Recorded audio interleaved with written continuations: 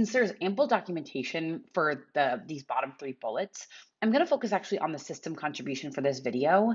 And what I want to do is show you a full walkthrough of how the current system works, with the caveat being that there are some things that are still XKCD specific, and this is documented in the README as well, but it's things like file paths and all of that good stuff, which is easy to change, easy to automate. But for this demonstration and where the system is right now, I thought it would be easiest to show it on XKCD.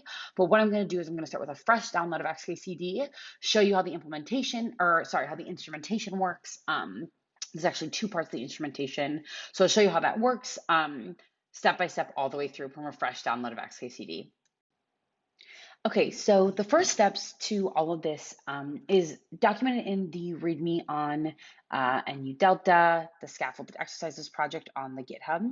But basically what this chronicles is, and what I'm not going to show you, these beginning steps are just basic setup steps, nothing really interesting about the system contribution, but you're saving the entire web page. You're checking out and fixing any relative links. You're adding the correct path to the Express app, which is the thing that we're using to serve the site and then to serve the instrumented code. We'll get to that in a second. And then you're adding a link to the HTML head. So, and the final thing you're doing, is linting the code, just in case there's any. Even though it's professional code, there could be a case where the professional programmer had some linting issues. So you want to make sure that that's not a problem when we start to work on it, because otherwise that will cause some of the code, the instrumentation code, to error. So these things I'm not going to go over. These things are also, in a perfect system, they would be implemented automatically. But for example, there are some like linting issues that cause errors that need some manual intervention. And it's really important to get this linting right on before we start instrumenting over the code, so that we don't have issues in the code once we instrument over it and then think that it's an instrumentation problem when really it's just a linting problem. Okay, so starting on step 6, I've already done the necessary setup things above it. And one of those things includes copying the main JavaScript file into a file in this temp folder. So the exact same code is in main.js, which is I downloaded from the XKCD site. You can see that here. It's in a site, it's an XKCD, and here's main.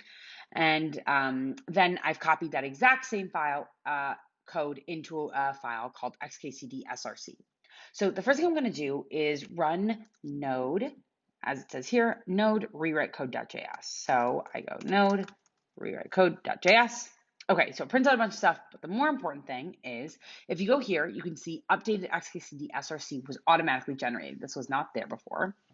So the difference here is small, but it's important for the rest of the tech, because basically what we're doing here is we're de-anonymizing any anonymous functions. And what that looks like actually in practice is it's things like this. So for example, this actually defines a class in ES5, but the more important thing is this is considered in an some parsing libraries to be an anonymous function, this whole thing down here. And what we want to make sure is that any functions that are named, which is a named function, it's a map, are not anonymized, so that they have a name associated with them. So then we can also track the variables within them relative to their named functions. So rewrite code really just does, let's say, automate some more linting.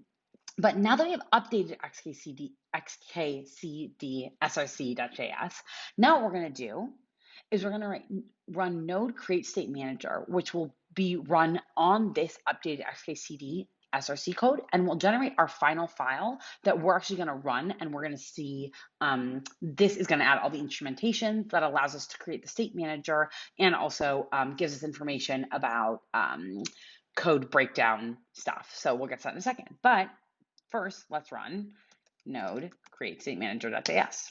Okay, again, bunch of stuff printed out. That's not important. What is important is that final XKCD src has been generated, and now we see this here. So it's a pretty long file. It's far longer than what you saw here. This was 160 lines, and this is, oh my gosh, it's long. This is 1,000, over 1,000 lines.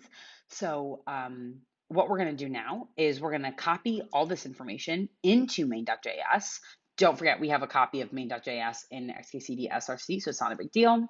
So deleting this, saving that. Okay, so it just lost some lines because I have a formatter on, but that's not important. So now what we're gonna do is we're gonna run npm start and navigate to this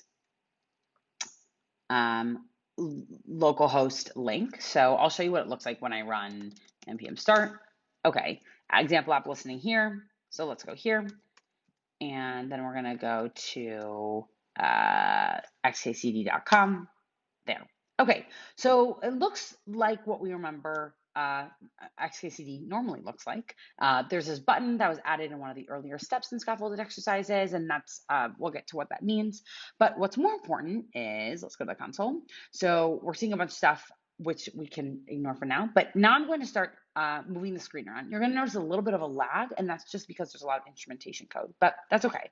So it's writing to file here. I'm leaving these messages here so that for the purposes of this video,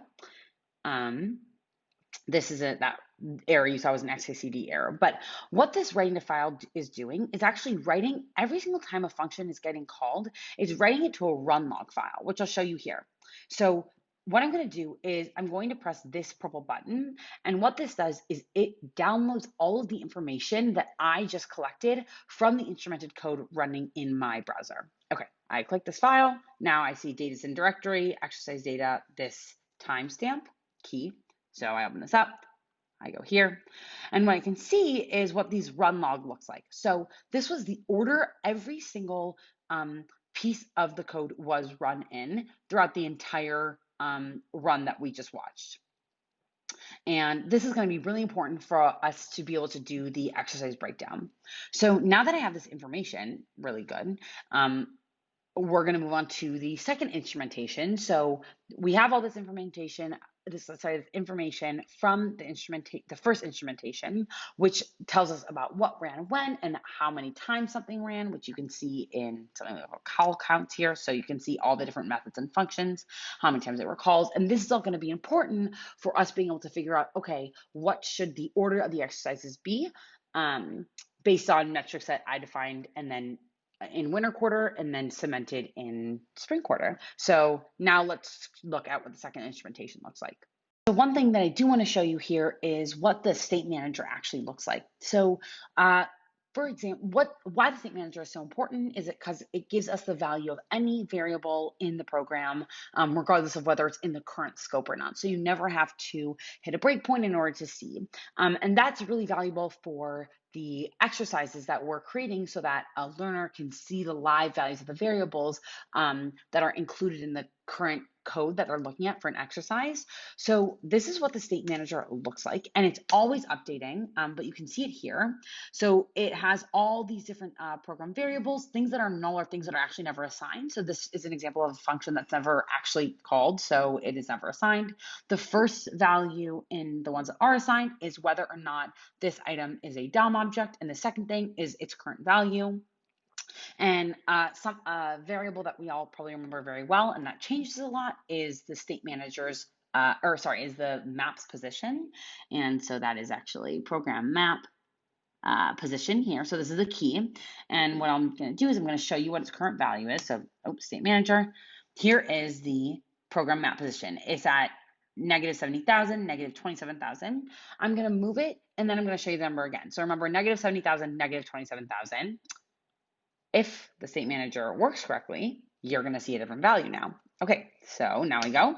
And now we see negative 71, negative 26,000. So that just goes to show that at any moment that you want to see the live values, you'll be able to see them. And even as the screen is changing, if we wanted to console log the live changing values of the position variable or any other variable for that matter, we could do that here. And that will translate over into having the interface for the exercise actually realized where the learner can also see that information.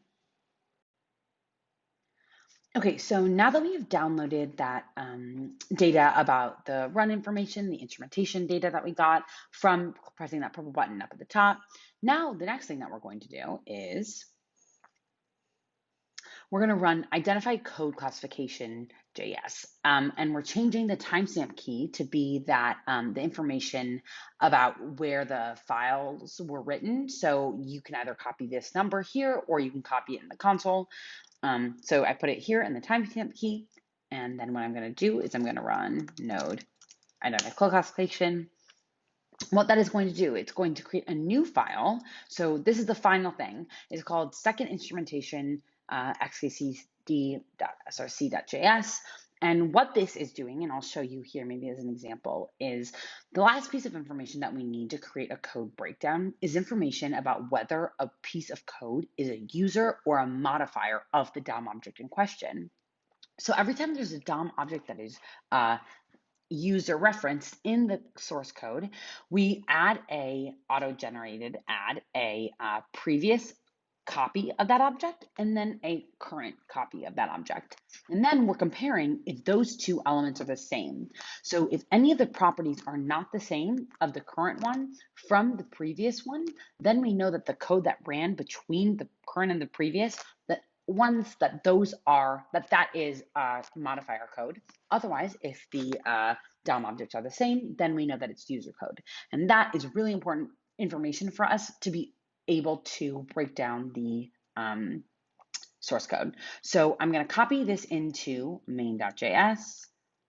I did that. And you can see here, it's also a lot shorter than the previous instrumentation was, but longer than the original source code.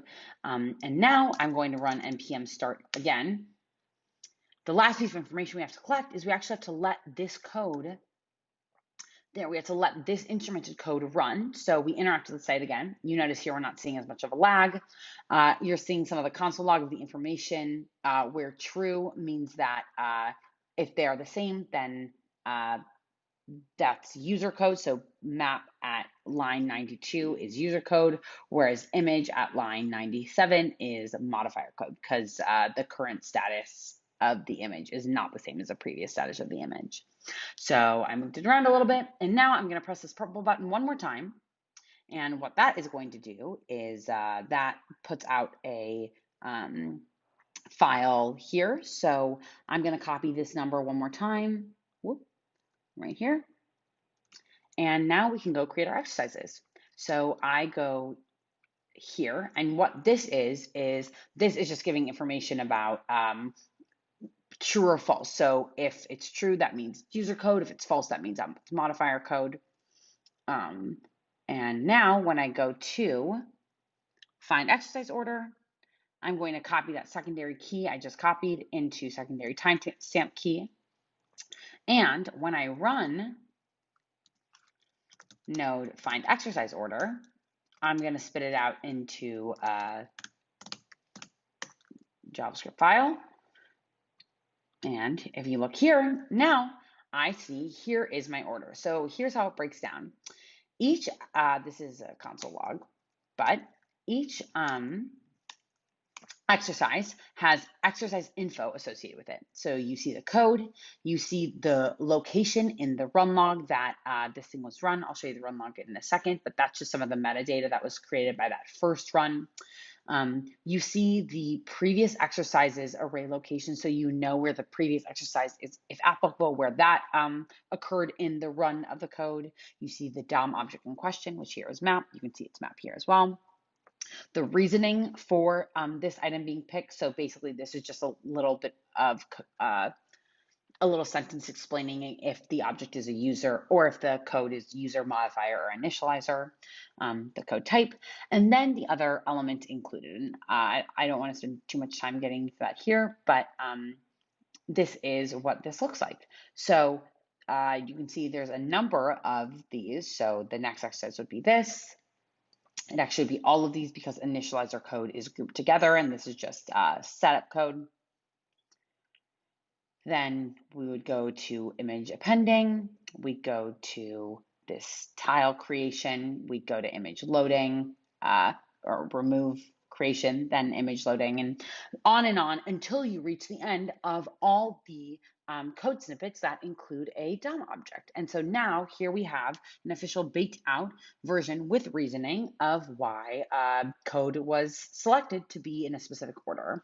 And then the next steps would be you would connect this with the exercise front end and the state manager so that user could use this information and go through each of these exercises to understand the code.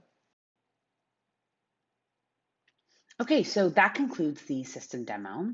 And I want to talk a little bit about next steps, but I think the important part of showing that system demo was to give you a sense of the things that it takes. So it takes that double instrumentation step in order, those two instrumentation steps, in order to get all the information necessary for both the code breakdown and for the state manager.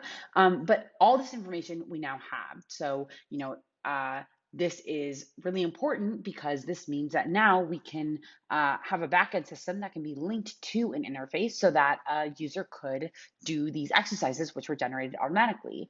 And you can also see extensions of this where instead of having to automatically download the file and running these files locally, you could create some sort of shell script or have something running on a server where a user could instead input a URL and all this stuff could run in the background, allowing the user to only just see a web page while the exercises are being created. So they're helping create the exercises and they don't even know that you're doing it.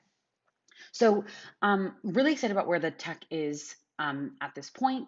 And once the interface is linked to this backend system, then we can design and run a user study with that updated system, with those updated live updating values showing, and finally, maybe finalize a paper. So that is the status of scaffolded exercises. Thank you for sticking with me through lots of fast talking and as fast as to run through, but I thought it was really important just to show you what the system looks like and how it worked, especially because I think this is the best place to document it. So thanks for watching.